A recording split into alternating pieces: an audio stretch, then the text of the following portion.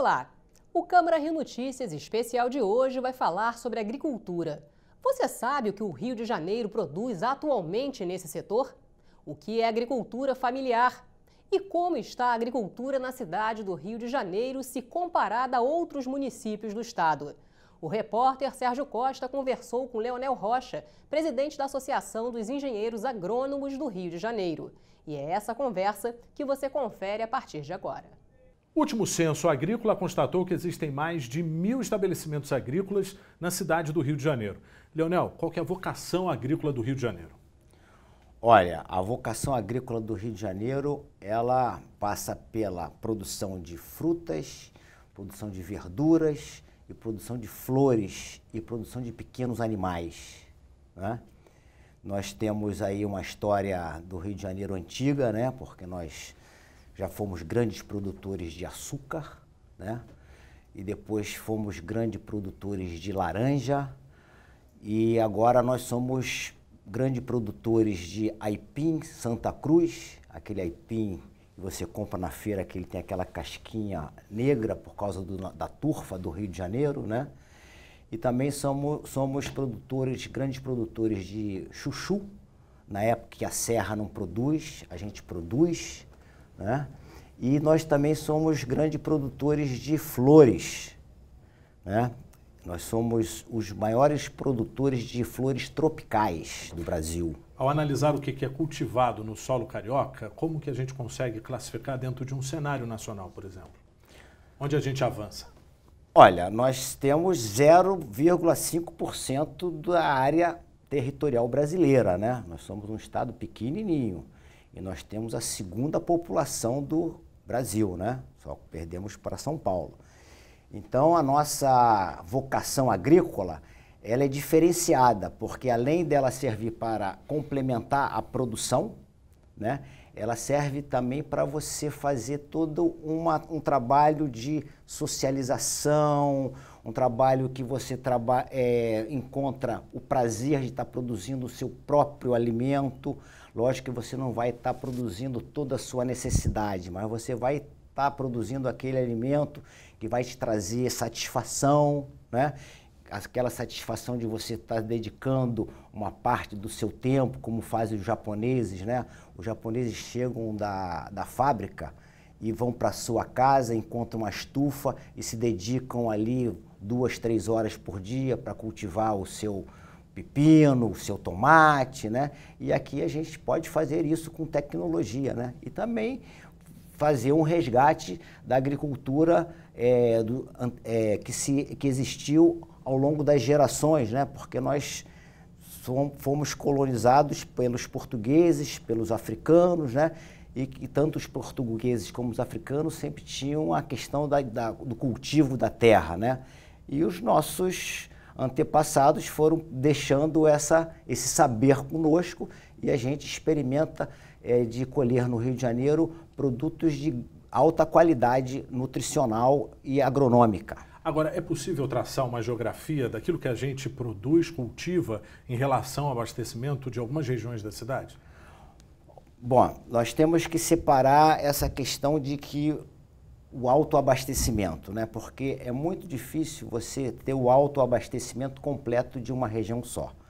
Por exemplo, aqui no Rio de Janeiro, o município de maior diversificação da produção é o município de Nova Friburgo. Lá nós produzimos, em termos assim de volume comercial, 16 tipos de hortigranjeiros, que a nossa vocação no Rio de Janeiro são os hortigranjeiros. É muito melhor você produzir hortigranjeiro porque tem uma rentabilidade maior por metro quadrado do que você produzir o cereal, né? Então a gente deixou de produzir os cereais no Rio de Janeiro e passamos a nos dedicar a produzir hortigranjeiro depois do advento da Ceasa, né, que organizou a comercialização agrícola no Rio de Janeiro. Então nós fomos substituindo as produções de grandes áreas, que era o milho, o feijão, o arroz, para produzir o tomate, para produzir o alface, para produzir a couve-flor, para produzir o aipim, né, que é mais rentável. E aqui no Rio de Janeiro a gente se dedica àquilo que o mercado absorve, que é a questão da floricultura, porque nós substituímos a produção de alimentos de Guaratiba pela floricultura, a produção de alimentos de Vargem Grande, Vargem Pequena, que abastecia a antiga feira ali, aquela feira antiga que tinha ali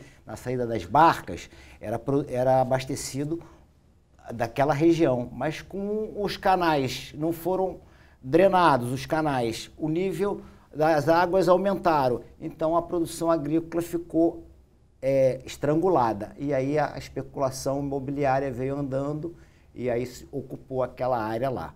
Mas nós temos áreas ainda no Rio de Janeiro, naquela região do Mendanha, que nós temos ali um derramamento de larva de vulcão e temos um solo muito fértil lá naquela região. Temos uma outra área que eu falei do aipim de Santa Cruz, que também é bastante fértil, as áreas de turfa, que você tem uma agricultura, como eu lhe falei, uma agricultura de alguns produtos, mas produtos que são caracterizados, o mercado já conhece como o aipim de Santa Cruz, que é produzido no município do Rio de Janeiro. Como que a gente consegue fazer essa diferenciação de agricultura urbana, agricultura familiar? Bom, a agricultura urbana, ela é aquela agricultura que é feita no espaço urbano.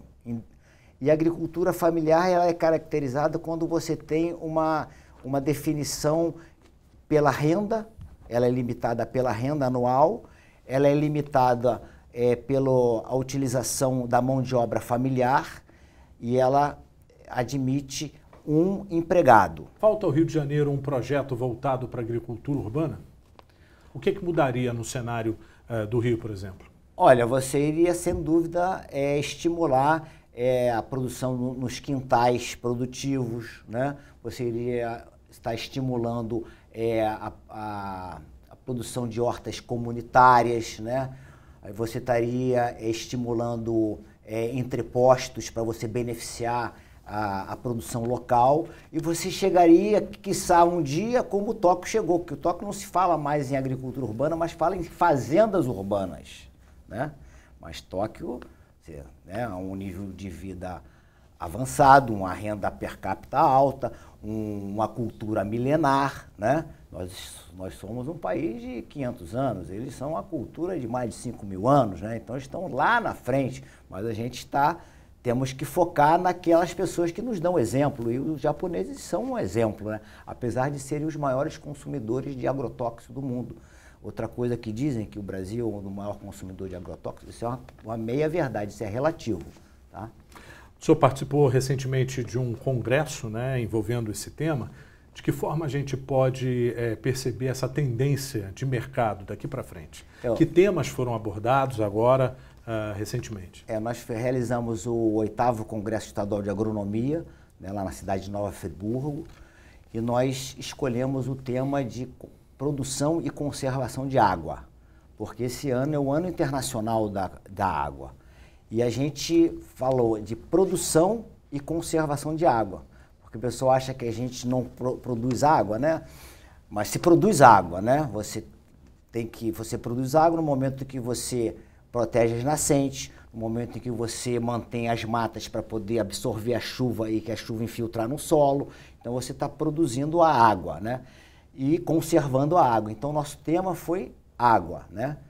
Então nós tivemos lá em Friburgo cursos de atualização profissional, nós tivemos oficinas, nós tivemos curso de agronomia aplicada e nós tivemos 2 painéis, um foi sobre água e produção de alimentos e o terceiro painel, que foi no sábado de manhã, foi produção e conservação de água, quando nós tivemos a oportunidade de levar vários profissionais da agronomia e mostrar os bons exemplos de produção de água no estado do Rio de Janeiro e na cidade do Rio de Janeiro através do programa Rio Rural, que é desenvolvido pela Emater Rio. Um conselho da associação em relação a uma tendência de algumas famílias de cultivo de hortaliça dentro de casa. Como que a gente pode transformar essa ideia em algo prazeroso e até rentável, ou seja, conseguindo um melhor alimento para casa? Isso, a gente começa trabalhando numa revisão bibliográfica, né? Nós temos aí o Google que pode nos trazer muitas imagens modernas, novas, alguns artigos, né? procurando quem entende do assunto, um profissional, né? Temos aí vários profissionais da agronomia, porque a agronomia é feita por vários profissionais. Tem o engenheiro agrônomo, que é a associação que eu presido, tem o engenheiro agrícola, tem o engenheiro de pesca, tem o engenheiro florestal.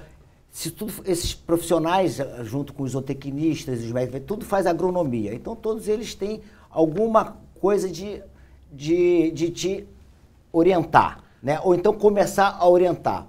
Lógico que o engenheiro agrônomo é o que tem essa visão melhor, né, como um todo, né? Mas você tem que começar a separar o seu lixo, né? Separar o que é orgânico e molhado de um lado, o que é reciclável do outro. Você vai aprender a transformar do seu lixo em composto. Do composto você vai evoluir para o humus da minhoca. Aí depois você já vai estar adquirindo as mudas ou fazendo as mudas naquelas bandejas de isopor, ou trocando as mudas com quem tem um pouco mais de muda, ou comprando as sementes e fazendo as suas próprias mudas.